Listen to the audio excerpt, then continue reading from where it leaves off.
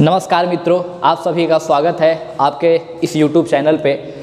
जैसा कि हम लोग कुछ चीज़ें भारत के स्वतंत्रता संग्राम से रिलेटेड पढ़ रहे हैं, जिसमें हम लोगों ने कल के टॉपिक में कुछ पढ़ा था कुछ महत्वपूर्ण तिथियों के बारे में, ठीक है, जिसमें हमने काफ़ी सारे टॉपिक पढ़े थे। जैसे कि कुछ तिथि हम लोग पढ़े थे 1885 के बारे में, कांग्रेस की स्थापना कैसे होती है, कैसे कैसे कांग्रेस आगे बढ़ता है, तो थोड़ी सी उस डेट के बारे में हम लोग जाने थे।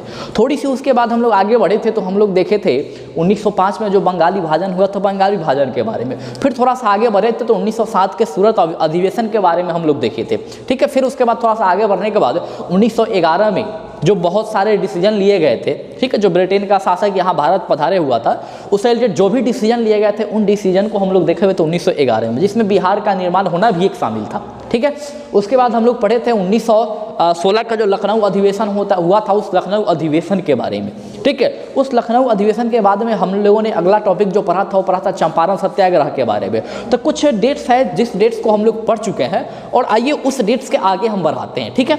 चंपारण सत्याग्रह के बारे में आपको बता चुके थे कि चंपारण सत्याग्रह होता है, ये कब होता है तो 1917 में। और चंपारण सत्याग्रह होने के पीछे एक्चुअल में क्या क्या कारणें थी, इन कारणों पे हम लोग जिक्र कर चुके थे, ठीक है। थोड़ी बहुत इसके बारे में हम लोग जानकारी प्राप्त कर चुके थे, ठीक है। अब आइए 1917 के बाद हम लोग अगला जो डेट पढ़ेंगे वो अगला डेट पढ़ेंगे किसका, तो 1918 का, ठीक है। हमारा अगला जो डेट होगा वो होगा 1918, ठीक है। 1918 में कैसी कैसी महत्वपूर्ण घटनाएं हुई थी, इन घटनाओं की हम लोग चर्चा करेंगे, ठीक है। देखिए, तो 1918 में दो महत्वपूर्ण घटना है जो ये आपको याद रखनी है, ठीक है। वो दो महत्वपूर्ण घटना क्या क्या है, तो पहला घटना आप याद रखेंगे अहमदाबाद मिल मजदूर का। कल हम लोग यहीं तक देखे हुए थे और यहीं पे हमने आपको छोड़ दिया था, तो आइए वहीं से हम लोग आगे कंटिन्यू करेंगे। अहमदाबाद, ठीक है। अहमदाबाद के बारे में हम लोग बात करेंगे। ये जो अहमदाबाद है, ठीक है, अहमदाबाद में एक्चुअल में हुआ क्या था, तो अहमदाबाद में मिल मजदूर का आंदोलन, मिल मजदूर का आंदोलन, ठीक है। मतलब कि एक आंदोलन चला था, ये किन लोगों का, तो यह जो आंदोलन चला था वो मिल मजदूरों का आंदोलन चला था, ठीक है। और ये 1918 में हुआ था। 1918 में एक और घटना आपको याद रखना है, कौन सी, तो घटना आपको याद रखना है खेरा सत्याग्रह का, खेरा सत्याग्रह, ठीक है। ये जो खेरा सत्याग्रह है, ठीक, ये 1918 में हुआ था और ये दोनों डेट आपको याद रखने हैं, ठीक है। होता क्या है कि ये हुआ था दोनों ही 1918 में ही, लेकिन दिक्कत क्या होता है, कभी कभी एग्जाम में आपको दे देगा क्रम से सजाने के लिए कि कौन पहले हुआ था कौन बाद में हुआ था, और उसमें आपको 1917 का डेट दे देगा, 18 का डेट दे देगा, ठीक है। उसमें ये सब दे देंगे आपको, चंपारण सत्याग्रह देगा, अहमदाबाद मिल मजदूर देगा, उसमें आपको खेरा सत्याग्रह दे देगा, असहयोग आंदोलन दे देगा। तो यहाँ पर कंफ्यूजन होता है। हमें मालूम है कि चंपारण सत्याग्रह जो हुआ था 1917 में हुआ था, कोई दिक्कत नहीं।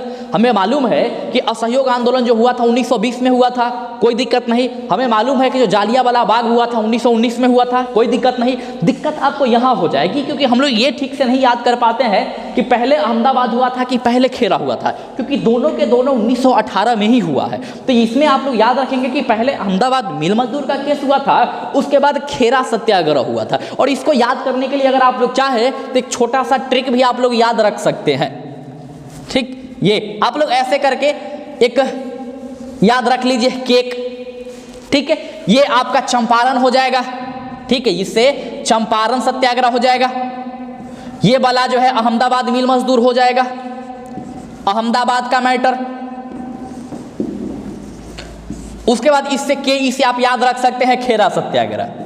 तो बस हमें एक याद रखनी है, तो इससे आसानी से याद हो सकता है क्रम में। तो इसमें आप आसानी से याद कर लीजिएगा कि कब कब चंपारण हुआ था, कब ये अहमदाबाद हुआ था, कब खेरा हुआ था। अब इस तीनों में एक्चुअल में था क्या, तो चंपारण में हमने पढ़ा था कि यह आंदोलन जो था ये किसानों के लिए हुआ था। किसके लिए हुआ था, तो ये जो हुआ था किसानों के लिए हुआ था, ठीक है। हमने अहमदाबाद के बारे में पढ़ा है कि ये किसके लिए हुआ है, तो अहमदाबाद जो है ये मिल मजदूरों के लिए हुआ है। खेरा जो है ये किसके लिए हुआ है, तो खेरा जो हुआ है ये भी किसानों के लिए हुआ है, किसानों के लिए।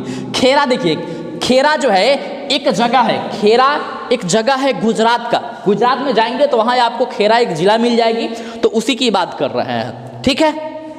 चलिए, तो यहाँ पर आगे हम लोग बात करेंगे, ठीक, खेरा के बाद। तो ये 1918 का महत्वपूर्ण डेट आपको याद रख लेने हैं। हाँ, एक यहाँ से महत्वपूर्ण क्वेश्चन ये बनता है कि अहमदाबाद मिल मजदूर का जो कंसेप्ट हुआ था 1918 में, यहीं पर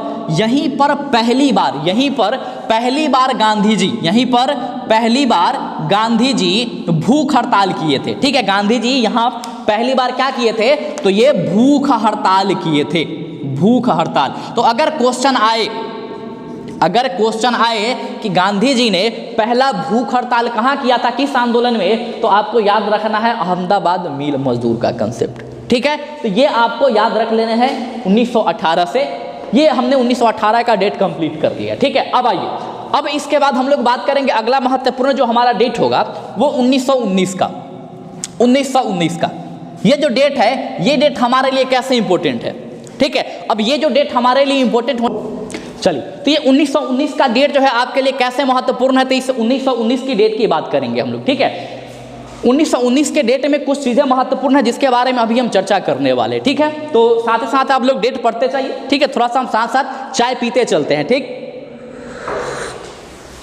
देखिए 1919 की हम बात कर रहे हैं, तो 1919 का जो ये बात कर रहे हैं ये आपके लिए कैसे इंपॉर्टेंट है, तो कुछ चीज़ें था जो यहाँ काफ़ी महत्वपूर्ण था, जैसे कि रॉलेट एक्ट के बारे में आप लोग सुने होंगे, रॉलेट एक्ट के बारे में आप लोग सुने होंगे। ठीक है, दूसरा महत्वपूर्ण घटना 1919 से आप लोग जालियांवाला बाग हत्याकांड के बारे में सुने होंगे, जालियांवाला बाग हत्याकांड। ठीक है, ये सुने होंगे आप लोग। ये दोनों डेट जो है, ये दोनों घटनाएं आपको याद रखनी है 1919 से। ठीक है, ये दोनों है क्या, तो इस पे अभी हम बात करने वाले हैं कि दोनों के दोनों है क्या। देखिए, इसमें आप रॉलेट एक्ट के बारे में आप लोग को मालूम होगा कि 1914 में क्या हुआ था कि 1914 में फर्स्ट वर्ल्ड वॉर शुरू हुआ था। ठीक है, और फर्स्ट वर्ल्ड वॉर में ऐसा कॉन्सेप्ट था कि ब्रिटेन, जर्मनी, ठीक है, ये सारे के सारे बहुत सारी कंट्री जो थी आपस में लड़ रही थी। अब ब्रिटेन भी उस युद्ध में शामिल था, तो कहीं ना कहीं हम भारतीयों पर भी उस युद्ध का प्रभाव पड़ने वाला था, क्योंकि अगर ब्रिटेन हारता तो कहीं ना कहीं उसका जो भी हर्जाना था, जो भी वहाँ पर उसने बर्बाद किया था, वो सारा के सारा हमसे वसूलता, तो हमारे लिए उसका हारना भी दुखद हो सकता था। ठीक है, तो यहाँ पर उसमें 1914 में ऐसा ब्रिटिशों ने, अंग्रेजों ने ऐसा लोगों को, हम भारतीयों को बताया कि अगर हम प्रथम जो विश्व युद्ध है अगर जीत जाते हैं तो भारतीयों को थोड़ी सी उपनिवेशवाद जो है इसमें सहायता प्रदान करेंगे और संभव हुआ तो इन्हें आज़ाद भी कर देंगे। ठीक है, लेकिन जैसे ही 1918 में फर्स्ट वर्ल्ड वॉर खत्म होता है, तो उस वर्ल्ड वॉर के खत्म होने के जस्ट बाद ही क्या किया गया कि रॉलेट एक्ट कानून ला दिया गया। ठीक है, एक ऐसा कानून ला दिया गया जिस कानून के आधार पे किसी भी व्यक्ति को बिना कुछ मतलब रीजन के गिरफ्तार किया जा सकता है। जैसे मान लीजिए कि अभी हमने बाल छिलवा रखा है, तो थोड़ी से चोर के तरह अगर हम लगेंगे तो बस पुलिस पकड़ के हमको जेल में डाल देगी, बिना कुछ कारण, बिना हमसे कुछ पूछे हमको पकड़ के जेल में डाल देगा। ठीक है, तो रॉलेट एक्ट को काला कानून कहा गया था उस समय, मतलब कहा गया था कि यह जो कानून है कैसा है, तो काला कानून है, एक ऐसा कानून है, ठीक है, जो जबरदस्ती हम लोगों पे थोप दिया गया। ठीक है, इसको बिना वकील, बिना दलील, ठीक है, बिना अपील का कानून कहा गया कि अगर रॉलेट एक्ट के तहत अगर आपको गिरफ्तार किया जाता है तो ना ही आप अपना दलील दे सकते हैं, ठीक है, ना ही कोर्ट में अपील कर सकते हैं, और ना ही आप अपने मनपसंद का वकील रख सकते हैं। तो कुछ भी आपको करने की अनुमति नहीं थी, सीधे पकड़ के जेल में डाल देगा और तब तक डाले रहेगा जब तक उसकी इच्छा हो। ठीक है, तो ये रॉलेट एक्ट है। कब हुआ था रॉलेट एक्ट, तो 1919 में आया था। अब इसी रॉलेट एक्ट के विरोध में गांधी जी के द्वारा 6 अप्रैल को मार्च शुरू किया गया। ठीक है, अब उसमें होता क्या है, जैसे ही 6 अप्रैल को इसके रॉलेट एक्ट के विरोध में आंदोलन निकला, तो निकलने के बाद 10 से 11 अप्रैल को क्या किया गया कि पंजाब के 2 महत्वपूर्ण नेता, वो 2 महत्वपूर्ण नेता कौन कौन से थे, ठीक है, तो उनका नाम आपको याद रखना है। एक का नाम था सैफुद्दीन किचलू, दूसरा जो बंदा था उसका नाम था सत्यपाल मलिक। देखिए, तो ये 2 नेता थे कहाँ के, तो पंजाब के, और ये 2 नेता जो है रॉलेट एक्ट का विरोध कर रहा था, ये दोनों के दोनों। देखिए, तो ये रॉलेट एक्ट के विरोध में एक्चुअल में होता क्या है कि इस दो व्यक्ति को पकड़ लिया जाता है अंग्रेजों के द्वारा उसी रॉलेट एक्ट कानून के तहत, और पकड़ने के बाद इनको ऐसा कहा जाता है कि आप लोग पंजाब छोड़ के बाहर निकल जाइए। मतलब आप कह सकते हैं कि देश निकाला टाइप का इनको सजा सुना दिया गया। अब इसी के विरोध में क्या किया गया कि रॉलेट एक्ट, इसी के विरोध में पंजाब में अमृतसर एक जगह है, अमृतसर, इसी अमृतसर में एक आपको बाग मिलेगा, गार्डन मिलेगा जालियांवाला। उसी में क्या किया गया था कि 13 अप्रैल को, इसी में 13 अप्रैल को, ठीक है, 13 अप्रैल 1919 को एक सभा बुलाई गई थी ये डिस्कस करने के लिए कि आगे हम लोगों का कदम क्या रहेगा। तो कुछ भारतीय वहां बैठ के अपना वो लोग मीटिंग कर रहे थे। तभी क्या होता है कि जनरल डायर आता है और अपने सेना लेकर आया और पूरे के पूरे इस गार्डन में बिना किसी सूचना के गोली, अंधाधुंध गोली चलवा देता है, जिसमें हजारों की संख्या में लोग मारे गए थे। ठीक है, तो ये जो घटना है इतिहास में जालियांवाला बाग हत्याकांड के नाम से जाना गया। ठीक है, चलिए, तो ये आप 1919 में जालियांवाला बाग हत्याकांड के बारे में थोड़ी सी याद रखेंगे। इसके पीछे कारण क्या है, तो रॉलेट एक्ट कारण है, ये आपको यहाँ से आसानी से याद हो गया। ठीक है, अब आइए अगले स्लाइड में हम आगे बात करेंगे इसकी। ठीक है, चलिए, तो हमने देखा 1919 में रॉलेट एक्ट के बारे में, 1919 में हमने देखा किसके बारे में, तो जालियांवाला बाग हत्याकांड के बारे में। ठीक है, अब आइए आगे, हमारा जो आगे महत्वपूर्ण डेट है वो 1919 में एक और चीज आपको याद रखना है। यहां आपको क्या याद रखना है, तो 1919 में जो है खिलाफत आंदोलन हुआ था, खिलाफत आंदोलन। ठीक, और ये खिलाफत आंदोलन थोड़ी सी महत्वपूर्ण है, यहां से भी क्वेश्चन आ जाता है, तो इसको भी आप लोग याद रखेंगे। कब हुआ था, तो 1919 में। ज्यादा विशेष कुछ नहीं याद रखना है, बस इतना याद रखेंगे 1919 में हुआ था। और इसके जो नेता थे, इस नेता को याद रखेंगे। खिलाफत आंदोलन के जो नेता था उस नेता को आपको याद रखना है। कौन था नेता, तो दो भाई थे जिनको अली बंधु के नाम से जाना जाता था, अली बंधु, ये अली बंधु। ठीक है, ये दोनों के दोनों जो थे अली बंधु, ये कौन कौन थे, तो एक का नाम था शौकत अली, शौकत अली, और एक का नाम था मोहम्मद अली। तो ये शौकत अली और मोहम्मद अली ये दो भाई थे जिन लोगों ने भारत में खिलाफत आंदोलन शुरू किया था। ठीक है, ये खिलाफत आंदोलन पूरे इंटरनेशनल लेवल पर उस समय चल रही थी, क्योंकि तुर्की में जो खलीफा का पद हुआ करता था उस खलीफा के पद को समाप्त करने की बिल लाई गई थी, जिसके विरोध में पूरे विश्व में खिलाफत आंदोलन चल रहा था। जहां भी मुस्लिमों की संख्या थी उन लोगों ने अपने धर्म गुरु को बचाने के लिए ऐसा कुछ ये खिलाफत आंदोलन शुरू कर दिया था। तो भारत में जो खिलाफत आंदोलन हुआ था उसके ये दो नेता थे, शौकत अली और मोहम्मद अली। ठीक है, एक कमेटी का भी गठन किया गया। ठीक है, अखिल भारतीय खिलाफत कमेटी बनाया गया, और उस कमेटी का जो अध्यक्ष है वो किसको बनाया गया, तो महात्मा गांधी जी को बनाया गया। ठीक है, तो अगर कभी खिलाफत आंदोलन, अगर कभी खिलाफत आंदोलन कमेटी की बात किया जाए, समिति की बात किया जाए, तो वो कौन थे, तो याद रखेंगे समिति का अध्यक्ष के पद पे किसको बनाया गया था। ठीक है, तो यहाँ थोड़ा सा कंफ्यूजन होता है, क्योंकि कुछ लोगों को ये लगता है, कुछ लोगों को ये लगता है। लोगों को लगता क्या है कि शौकत अली मोहम्मद अली लीडर था, तो यही व्यक्ति जो है इस समिति का अध्यक्ष बना होगा, लेकिन ऐसा बिल्कुल नहीं है। गांधी जी को इसका अध्यक्ष बनाया गया था। ठीक है, तो अगर क्वेश्चन आता है तो यहाँ से भी आप लोग याद रखेंगे। चलिए, तो ये खिलाफत आंदोलन के बारे में दो चार बात। ठीक है, देखिए, खिलाफत आंदोलन में गांधी जी के कूदने के पीछे ये पर्पस था, क्योंकि जालियांवाला बाग हत्याकांड से गांधी जी को भी समझ में आ गया था कि अंग्रेजों के साथ अगर हम सहयोग की नीति अपनाते हैं तो अंग्रेज हमेशा हमारे साथ अपने हिसाब से ही बिहेव करेंगे। जैसा कि पहले होता क्या था कि जब गांधी जी भारत आए थे तो वो लगातार अंग्रेजों का सपोर्ट कर रहे थे, क्योंकि उस समय पे चल रहा था फर्स्ट वर्ल्ड वॉर, और गांधी जी को भी, ठीक है, काफ़ी सारे जो भी नेता थे उस समय पे, उन लोगों को ऐसा लग रहा था कि अगर हम अंग्रेजों का सपोर्ट नहीं करेंगे, अंग्रेज अगर फर्स्ट वर्ल्ड वॉर हार जाता है तो हमारे लिए समस्या का सबब बन सकता है। तो Gandhi ji first world war में मदद कर रहे थे अंग्रेजों का। ठीक है, युवाओं को बार बार प्रेरित कर रहे थे कि आप जाइए और अंग्रेजों के तरफ से फर्स्ट वर्ल्ड वॉर में युद्ध लड़िए। ठीक है, लेकिन जैसे ही जालियांवाला बाग हत्याकांड होता है, गांधी जी को भी समझ में आ जाता है कि अंग्रेज ऐसे लोग हैं जो अपने सगे को हमेशा ठगते रहते हैं। ठीक है, तो ऐसा कुछ कंसेप्ट आ गया था, तो गांधी जी भी असहयोग की नीति अपना रहे थे। तो गांधी जी यहाँ चाह रहे थे कि एक बहुत बड़ा जन आंदोलन शुरू किया जाए, और बहुत बड़े जन आंदोलन के लिए भारत के हर एक कम्युनिटी को एक साथ लेके चलना था। तो गांधी जी 1917 में चंपारण के लोगों को, किसानों को साथ में ले लिए। 1918 में ये जो अहमदाबाद मिल मजदूर हुआ था, तो जो भी श्रमिक वर्ग के लोग हुआ करते थे उन श्रमिक वर्ग के लोगों को अपने साथ ले लिया। फिर उसके बाद जैसे ही समय आया ये खेरा में जो आंदोलन है उसमें भी किसानों का सपोर्ट मिल गया। अब यहाँ पर खिलाफत आंदोलन में गांधी जी कूदे और कूदने के बाद मुस्लिमों का सपोर्ट प्राप्त कर लिए। अब एक लंबी चौड़ी जनसंख्या जो है वो गांधी जी के सपोर्ट में आ गया था 1919 तक। तब यहाँ से गांधी जी ने क्या किया कि 1920 में एक नया आंदोलन शुरू किया और उस आंदोलन का नाम रखा गया क्या, तो असहयोग आंदोलन। असहयोग आंदोलन, ठीक है। अब ये असहयोग आंदोलन आपको याद रखना है, ठीक है।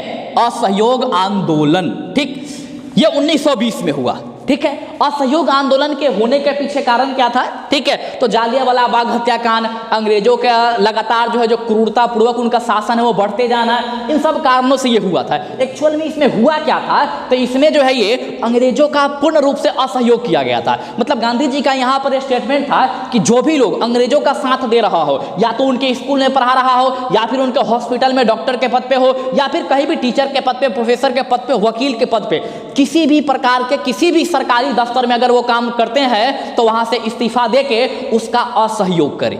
दूसरा यहाँ पर इसी में सेकंड चरण में क्या हुआ था कि उसमें जो भी ब्रिटिश सामान थे, ठीक है, कपड़ा से लेकर खाने पीने से लेकर कोई भी ब्रिटिश वस्तु अगर था तो उन वस्तुओं का बहिष्कार किया गया था। कब हो, तो 1920 में असहयोग आंदोलन के दौरान, ठीक है। इसी असहयोग आंदोलन के दौरान एक व्यक्ति थे जिनका नाम था सुभाष चंद्र बोस। उन्होंने अपना जो ICS का जो सिविल सर्विसेज का एग्जाम था उन्होंने पास करके आया था और अपना वो कलेक्टर का पद छोड़ के इस आंदोलन में गांधी जी के कहने पर असहयोग आंदोलन में कूद पड़े थे, ठीक है। तो ये असहयोग आंदोलन की बात करेंगे तो 1920 में किया गया था और इसका नेतृत्व किसके द्वारा किया गया, तो इसके नेतृत्वकर्ता के रूप में आप याद रख सकते हैं गांधी जी को। हालांकि इसमें बहुत सारे लोग शामिल हुए थे, ठीक है। चंद्रशेखर आजाद भी यहाँ शामिल हुए थे, भगत सिंह जैसे नौजवान भी यहाँ शामिल हुए थे। तो ये एक ऐसा आंदोलन था जहां पर गांधी जी की हर कोई सपोर्ट कर रहा था, ठीक है। भले ही विचारधारा अलग थी, चंद्रशेखर आजाद की विचारधारा अलग थी, भगत सिंह की विचारधारा अलग थी, इन दोनों का विचारधारा गांधी जी के विचारधारा से बिल्कुल नहीं मिलता था। फिर भी सभी ने मिलकर यहाँ पर आंदोलन किया था क्योंकि यहाँ बात थी भारत को आजाद कराने की, ठीक है। लेकिन होता क्या है कि जैसे ही समय आता है 1922 को, तो 1922 में क्या होता है कि 5 फरवरी को, ठीक है, 5 फरवरी 1922 को एक घटना होता है चौरी चौरा का। एक घटना होता है कौन सा, तो चौरी चौरा घटना होता है, ठीक है। और ये चौरी चौरा घटना जो है इस आंदोलन की नींव हिला कर रख देती है क्योंकि इसमें होता क्या है कि यहाँ पर कुछ आंदोलनकारी, ठीक है, कुछ लोग जो है कि वो अपना आंदोलन करते जा रहे थे, नारेबाजी करते जा रहे थे, ठीक है। तो कुछ लोगों ने उसको मना किया। एक्चुअल में हुआ क्या था कि उत्तर प्रदेश में जो गोरखपुर जगह है, ठीक है, उस गोरखपुर में चौरी चौरा जगह था, तो वहाँ पर कुछ अंग्रेजी शराब के दुकान थे और वो दुकानदार जो था वो भारतीय था, ठीक है। तो उस जो शराब के दुकान थे वहाँ पर कुछ लोग जाके वहाँ प्रोटेस्ट कर रहे थे, अपना शांति से वो लोग आंदोलन कर रहा था, ठीक है। तो उस भारतीय का जो वहाँ पर शराब का विक्रेता था उसकी शराब बिक नहीं रही थी, तो वो जाके बगल में पुलिस स्टेशन था तो वहाँ जाके FIR कर दिया, ठीक है, खबर कर दी कि ऐसा कुछ हो रहा है। तो पुलिस आया और इन लोगों को, जो भी वहाँ पर शांति से अपना आंदोलन कर रहा था, उन लोगों को कहा गया कि आप लोग यहाँ से चले जाइए। तो लोगों ने कहा कि हम क्यों जाएं, हम शांति से यहाँ आंदोलन कर रहे हैं, आपको किसी प्रकार की क्षति नहीं पहुँचा रहे हैं, तो हम क्यों जाएं, हमारे पास अधिकार है आंदोलन करने का। जैसे ही ये बात हुआ था पुलिसकर्मी अड़ जाते हैं और ये लोग जबरदस्ती उनको खदेड़ने लगते हैं। उसी में जो यहाँ का जो हवलदार होता है, ठीक है, जो उस थाने का इंचार्ज होता है, वो क्या करता है कि फायरिंग कर देता है और किसी एक को गोली लग जाती है, ठीक है। अब उसके बाद सारे आंदोलनकारी जो है उस पूरे के पूरे जो भी 22 पुलिसकर्मी थे और एक जो उस इंचार्ज था थाने का, सबको दौड़ा दिया जाता है और वो सारे लोग जाके थाने में छुप जाते हैं। और जैसे ही वो लोग छुपता है तभी क्या किया जाता है कि थाने को बंद करके, थाने को बाहर से, वो लोग भीतर से बंद कर लिए तो उसके बाद थाने को बाहर से भी बंद करके इसमें आग लगा दी जाती है और 22 पुलिसकर्मी वहां जलकर मर जाते हैं। यही घटना जो है इतिहास में चौरी चौरा घटना के नाम से जाना जाता है और इस चौरी चौरा घटना में पुलिसकर्मी मरे थे। अब इस चीज से आहत होकर गांधी जी का स्टेटमेंट आता है 11 फरवरी को, गांधी जी का स्टेटमेंट आता है 11 फरवरी 1922 को कि असहयोग आंदोलन रद्द किया जाता है क्योंकि भारतीय अभी आंदोलन करने के लिए तैयार नहीं हुए हैं, और ये स्टेटमेंट कह के यह आंदोलन रद्द कर दिया जाता है। फिर उसके बाद अगले दिन, ठीक है, 12 फरवरी 1922 को कांग्रेस ने भी घोषणा कर दी कि यह आंदोलन वापस लिया जाता है। अब जैसे ही आंदोलन वापस लेना था, देश में एक अफरा तफरी का माहौल मच जाता है क्योंकि भगत सिंह जैसे यहाँ पर भगत सिंह जैसे नौजवान इस आंदोलन में कूद पड़े थे जिनकी विचारधारा गांधी जी से पूरी विपरीत थी। यहाँ पर सुभाष चंद्र बोस जो एक उग्रवादी सोच के ये लोग था, एक्सट्रीमिस्ट लोग था, ये लोग जो है इस आंदोलन में जुड़ गया था। चंद्रशेखर आजाद वो इस आंदोलन में जुड़ गए थे, ठीक है। लेकिन जैसे ही गांधी जी आंदोलन वापस लेते हैं, सभी लोगों ने गांधी जी का विरोध करना शुरू कर दिया और सब लोगों ने ऐसा माना कि गांधी जी जो है इस आंदोलन के नेतृत्व करने योग्य नहीं बचे हैं। तो यहाँ पर कह सकते हैं कि गांधी जी के लोकप्रियता को भारी ठेस पहुंची थी। कब? तो इसे असहयोग आंदोलन में चौरी चौरा घटना के समय, जब उन्होंने आंदोलन वापस ले लिया था, ठीक है। अब इसी समय क्या हुआ था कि अंग्रेजों ने इसका लाभ उठाकर गांधी जी को गिरफ्तार कर लिया। अंग्रेजों ने लगभग 16 मार्च 1922 को इसका लाभ उठा के गिरफ्तार कर लिया गांधी जी को और उनको जेल में डाल दिया गया और 6 साल की सजा सुना दी गई। लेकिन होता क्या है कि 6 साल जैसी सजा सुनाया जाता है, गांधी जी का सेहत खराब हुआ और सेहत खराब होने के मात्र 2 साल के बाद उनको जेल से रिहा कर दिया जाता है। 6 साल का सजा था लेकिन 2 साल में उनको रिहा कर दिया जाता है, ठीक। तो ये जो घटना है ये चौरी चौरा कहलाया, ठीक है। 5 फरवरी 1922 की घटना, असहयोग आंदोलन इसी कारण से रद्द हो गया था। तो अगर क्वेश्चन आपके पास आए कि असहयोग आंदोलन के रद्द होने के पीछे कारण क्या है, तो याद रखेंगे चौरी चौरा घटना, ठीक है। चलिए अब आइए, उसके बाद यहां पर 1923 में एक घटना हुआ था, इसको भी आप लोग लगे हाथ याद रखेंगे। क्या हुआ था? तो यहां पर 1923 में स्वराज पार्टी का गठन हुआ था। 1923 में स्वराज पार्टी का गठन हुआ था। देखिए स्वराज पार्टी के गठन की बात कहां से आई थी? तो ये जो है 1922 में बिहार के गया जिला में एक अधिवेशन हुआ था कांग्रेस का, और उस अधिवेशन में पहली बार स्वराज पार्टी की बात कही गई थी। लेकिन जो भी कांग्रेस के वहां सदस्य पहुंचे हुए थे, सभी लोगों ने इस चीज को नकार दिया कि ऐसा कोई पार्टी नहीं बनाया जाना चाहिए था, ठीक है। लेकिन 2 व्यक्ति, यहां पर 2 व्यक्ति का नाम आता है, उस 2 व्यक्ति का नाम आपको याद रखना है। एक नाम याद रखना है किसका? तो एक याद रखना है सिया दास, चितरंजन दास का, और दूसरा जो नाम आपको याद रखना है, किसको याद रखना है? मोतीलाल नेहरू का। मोतीलाल नेहरू का। ये 2 ऐसे व्यक्ति थे जिनका ऐसा मानना था कि एक अलग पार्टी होनी चाहिए जो चुनाव लड़े, और चुनाव लड़ने के बाद, ठीक है, अपने सदस्यता के रूप में वो पार्लियामेंट में पहुंचे। और जिस कानून का विरोध हम लोग बाहर से करते हैं, कानून बनने के बाद विरोध करते हैं, उसका विरोध हम लोग उसी समय करें जब संसद में, पार्लियामेंट में बिल पास हो उस कानून के विरोध। जैसे कि रॉलेट एक्ट कानून आया, कानून आने के बाद भारतीयों ने विद्रोह करना, विरोध करना शुरू किया। तो इनका कहना था इन दोनों का कि हम ऐसा क्यों नहीं करें कि इलेक्शन जीत के पार्लियामेंट में पहुंचे और वहां जाकर जब वहां इस बिल को लाया जाएगा तो उसी समय हम लोग विरोध करेंगे, और विरोध करेंगे तो वहीं से पास नहीं होगा ये। तो इतना जो माहौल खराब होता है भारत में, ये माहौल खराब नहीं होगा। लेकिन फिलहाल यहाँ पर कांग्रेस जो है इस चीज को मानने से इनकार कर दिया, क्योंकि कांग्रेस को ऐसा लग रहा था कि अगर ये लोग इलेक्शन जीत के वहां पहुंचते हैं तो वहां जाने के बाद कोई ना कोई पद धारण करके ये लोग भी लोभी बन जाएंगे, और जिस पर्पस से हम लोग आए हैं वो पर्पस हमारा खत्म हो जाएगा, ठीक है। अब यहां से ये दोनों ने फिर भी नहीं माना और लोगों ने एक स्वराज पार्टी गठन कर ली। अब इसमें 2 चीज आपको याद रखना है इस दोनों का। यहां दोनों से क्वेश्चन आता है, पूछा जाता है कि स्वराज पार्टी का, ठीक है, अध्यक्ष किसको बनाएगा? तो स्वराज पार्टी के अध्यक्ष के रूप में आप याद रखेंगे किसको? तो सीआर दास को। इनको स्वराज पार्टी का अध्यक्ष चुना गया। दूसरा आता है मोतीलाल नेहरू से, तो इनको अध्यक्ष नहीं बनाया गया था। इनको क्या बनाया गया था? तो इनको बनाया गया था स्वराज जो पार्टी है उसका महासचिव।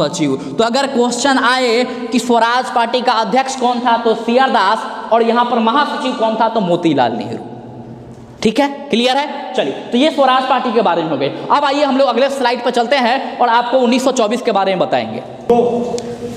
देखिए, तो यहाँ पर ये हमने स्वराज पार्टी के बारे में समझ लिया। एक थोड़ा सा छोटा सा कंटेंट आप यहाँ समझ लीजिए, 1924 की घटना, ठीक है। 1924 की घटना यहाँ से भी क्वेश्चन आता है। देखिए 1922 में गांधी जी को गिरफ्तार कर लिया गया था और 6 साल की सजा दी गई थी, लेकिन 2 साल में गांधी जी जो है वो कोर्ट से, मतलब जेल से रिहा हो गए थे। तो रिहा होने के बाद गांधी जी ने 1924 में एक कांग्रेस का जो अधिवेशन हुआ था, कौन सा अधिवेशन?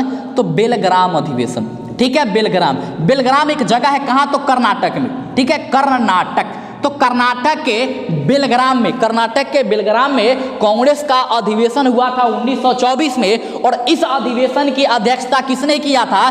तो इसकी अध्यक्षता किसने किया था? तो गांधी जी ने, ठीक है। और यहाँ से आपको ये याद रखना है, क्योंकि अभी तक जितने बार भी और आगे जितने बार भी कांग्रेस का अधिवेशन हुआ, उन सारे अधिवेशनों में एकमात्र अधिवेशन था 1924 की, जिसकी अध्यक्षता किसने किया था? तो गांधी जी ने किया था। ठीक है, तो ये हमने कुछ महत्वपूर्ण डेट देखे। ठीक है, अब इसके बाद इसके आगे जो भी डेट है, ठीक है, 1925 के चौरी चौरा का ये काकोरी जो हुआ था एक्शन प्लान, उसके बारे में हम लोग पढ़ेंगे। फिर 1927-28 में जो ये भारत आया था साइमन कमीशन, उसके बारे में पढ़ेंगे। सविनय अवज्ञा आंदोलन के बारे में पढ़ेंगे, दांडी मार्च के बारे में पढ़ेंगे, भारत छोड़ो आंदोलन के बारे में पढ़ेंगे। तो ये जो होगा वो आपको अगले वीडियो में मिलेगा। ठीक है, तो इसके अगला पार्ट जो होगा बहुत जल्दी, यानी कि कल आपको पहुंच जाएंगे। ठीक है, प्रत्येक सुबह जो है 7 से 8 बजे के बीच में आपको ये वीडियो मिल जाएगा। तो बिल्कुल एकदम आनंद लेते रहे, मस्त मौला पढ़ते रहे। अगर कोई सजेशन हो, कोई दिक्कत लगे तो आप कमेंट बिल्कुल कर सकते हैं। जय हिंद।